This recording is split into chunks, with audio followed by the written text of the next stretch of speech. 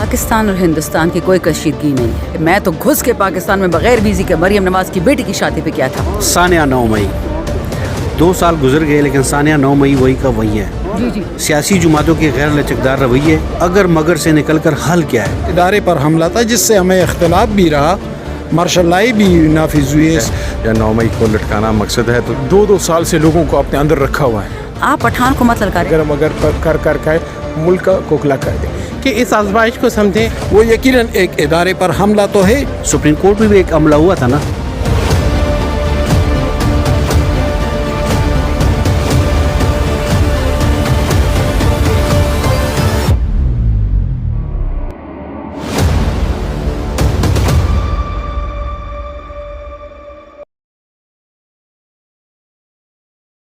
बिस्मिल्लाहिर्रहमानिर्रहीम। अस्सलाम वालेकुम नाज़रीन, मैं हूं नमीन और आप देख रहे हैं लबयाताज़ टीवी। शंदाना गुलजार साहब हमारे साथ मौजूद है।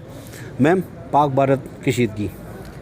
पाकिस्तान और हिंदुस्तान की कोई कशीदगी नहीं है। ये हिंदुस्तान ने एक फॉल्स फ्लैग ऑपरेशन किया है पाकिस्तान के बेगुनाहों को इम्प्लिकेट करने के लिए। मोदी एक दहशतगर्द है और उसको बाराक ओबामा ने दहशतगर्द कहा था जब ये गुजरात का चीफ मिनिस्टर था। ये अमेरिका जा नहीं सकता था, इसके पास वीज़ा नहीं होता था। और अब ये गंदा आदमी हमारी तरफ नज़रें उठा रहा है। ये याद रखे, हर 2 दिन भूल जाता है कि ये कौन है। कभी कहता है नरेंद्र मोदी हूँ, कभी कहते हैं पठान का बच्चा हूँ। आप पठान को मत ललकारें। असली पठान पाकिस्तान में बैठे हुए हैं, मुंह तोड़ जवाब देंगे। सिर्फ फ़ौज नहीं, सिविलियंस भी पाकिस्तान के लिए। याद रखें, हमारे सियासी 100 आपस में मसाइल होंगे, लेकिन when it comes to Pakistan हम किसी की बदमाशी नहीं मानते। हमारे मुल्क ना कोई कुछ करेगा ना कोई कुछ कहेगा। मोदी सरकार तो ये पर मारे कि मैं पठान हूँ। जी जी, और मैं अंग्रेज़ हूँ। देखें, पठान कबाइल पहले वो लोग थे जो 1947 में गए थे कश्मीर को रेस्क्यू करने के लिए। हम बहुत सख्त लोग हैं, वतन के लिए जान हाजिर है, सर हाजिर है, सब कुछ हाजिर है। हमारी 100 लड़ाइयाँ आपस में। पाकिस्तान की तरफ कोई गंदी नज़र नहीं उठा सकता। मोदी बुचर ऑफ गुजरात है, बुचर ऑफ मुस्लिम्स है, रेसिस्ट है। ये इंसान नहीं है, ये जानवर है। कमज़ोरी हम में खुद है। किस दिन उसने टीवी पे बोला है कि मैं तो घुस के पाकिस्तान में बगैर वीज़े के मरियम नवाज की बेटी की शादी पे किया था। इस ख़ानदान ने पाकिस्तान की नाक कटवाई है। लेकिन ये याद रखे, ना मरियम ना जरदारी, इनकी कोई औकात नहीं है पाकिस्तान के लिए। 100 मरियम कुर्बान, 100 जरदारी कुर्बान पाकिस्तान पे आँचना है। ये 27 रमज़ान को ये मुल्क बना था। इससे नहीं बना था कि एक एरा गैर नथु खैरा उठ के आए कहेगा मैं पाकिस्तान को ये कर दूंगा। होता यह है कि जब इंडिया में मसले आते हैं ना इंटरनल, इसका एक दोस्त है अडानी, उसके बिजनेस डगमगा रहे हैं, फ्रॉड में फंसा हुआ है। जब ये लोग फ्रॉड में फंसते हैं, पाकिस्तान भाई 400 किलोमीटर इंडियन टेरिटरी में अटैक हुआ है। पुलवामा पार्ट 1 क्या ये नहीं था? पुलवामा पार्ट 2 में कैसे इनको मुंह तोड़ जवाब दिया था।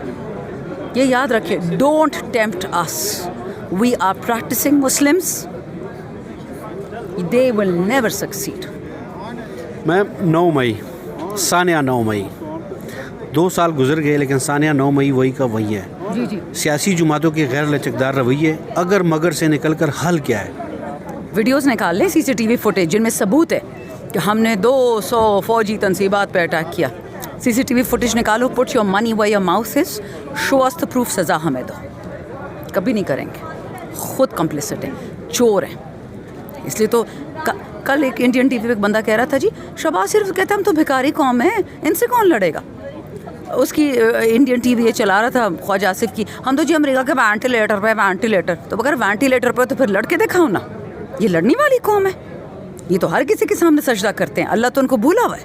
नहीं, पाकिस्तानी कौम तो लड़ने वाली है ना। शहबाज शरीफ और ख्वाजा आसिफ नहीं है, हम पाकिस्तानी कौम। यस, पीटीआई नहीं, पाकिस्तानी कौम। हमसे दलेर कौम पैदा नहीं हुई है।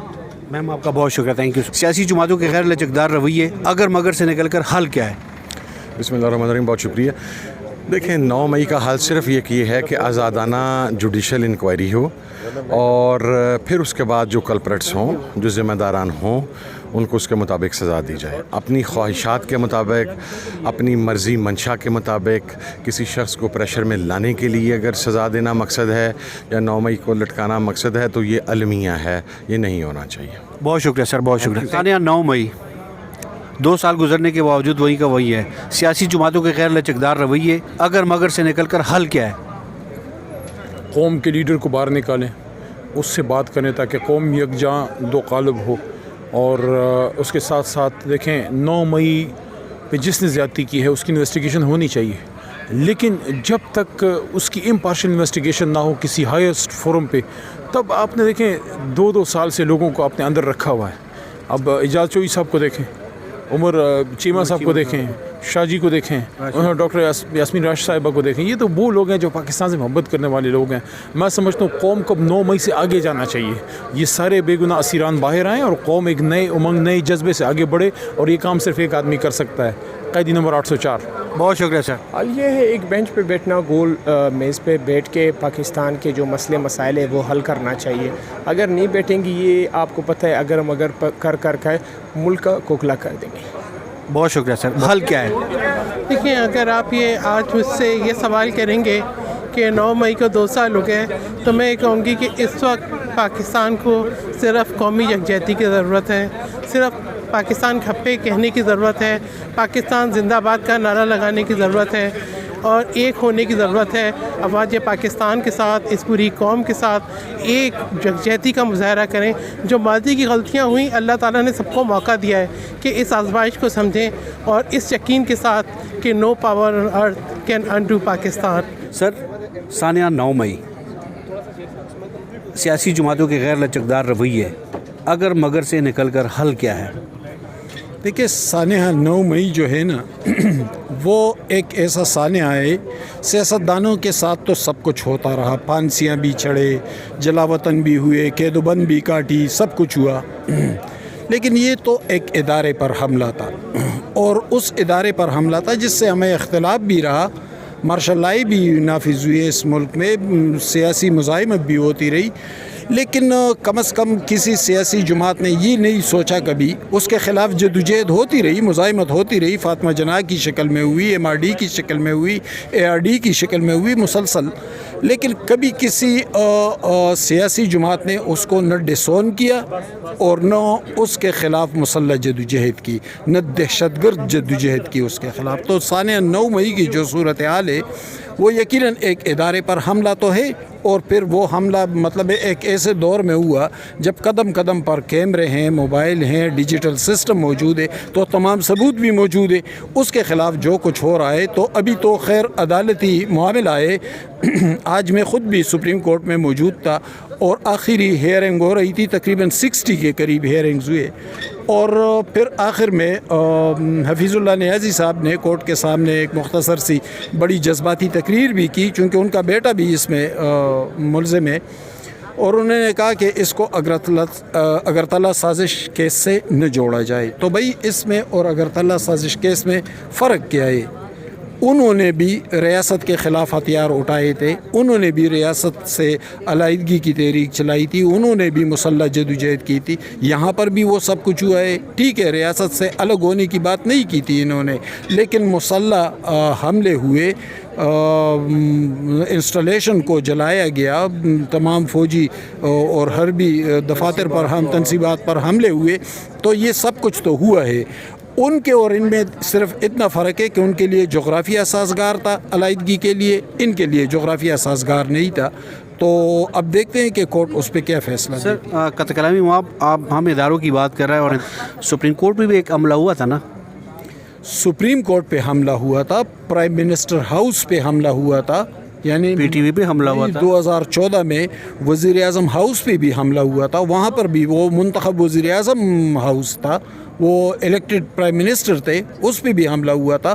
تو اس کے پیچھے جو کردار تھے یقیناً ان سے بھی پوچھنا چاہیے، صرف 9 مئی سے نہیں.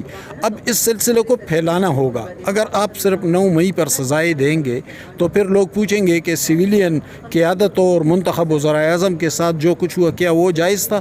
تو اب اکراس دی بورڈ کرنا پڑے گا. لیکن 9 مئی کے حوالے سے ٹھیک ہے، وہ جو فیصلہ آئے اس کو قبول کر دینا چاہیے، لیکن اس کے بعد معاملات کو آگے بڑھانا ہوگا. صرف ایک ادارے تک محدود نہیں رہا جا سکتا. آخری بات، حل اگر مگر سے نکل کر حل کیا ہے؟ حل جمہوری اداروں کی مضبوطی، جمہوریت کی طرف آنا. ایک پوائنٹ پر تمام سیاسی جماعتیں کب یکسو ہوئی ہے کہ ہم اقتدار کی طرف نہیں جائیں گے، ہم صرف اور صرف آئین کی سپرمیسی کی طرف جائیں گے، مشترکہ طور پر جائیں گے، اقتدار کو ثانوی حیثیت فی الحال دیں گے. ہم مشترکہ جدوجہد کریں گے کہ ہم تمام مل کر सिविल सुपरमेसी आइन की बालादस्ती की जंग लड़ेंगे। जब वो कायम होगी तो उसके बाद फिर इक़्तिदार की तरफ देखेंगे। तब तक इक़्तिदार का मामला नहीं होगा, तब तक हमारी जंग आइन व कानून को पामाल करने के ख़िलाफ़ होगी। इस पर तो सियासी जमातें कभी मुतफ़िक हो न सकी। अब भी इमरान खान कहते हैं कि मैं आर्मी चीफ़ और DGI के अलावा मुज़ाकरात नहीं करूँगा। और इमरान खान की जदोजहद कौन सी जदोजहद है? यही जदोजहद है कि मुझे इक़्तिदार दे दे, उसकी तो आइन की सुपरमेसी की जदोजहद नहीं है। हमाद साहब, आपका बहुत बहुत शुक्रिया। नाज़रीन, हमेशा की तरह दुआ और उम्मीद है कि हमारा मुल्क पाकिस्तान और रियासी इदारे बेहतरी की तरफ जाए। इजाज़त दीजिए, अल्लाह हाफ़िज़।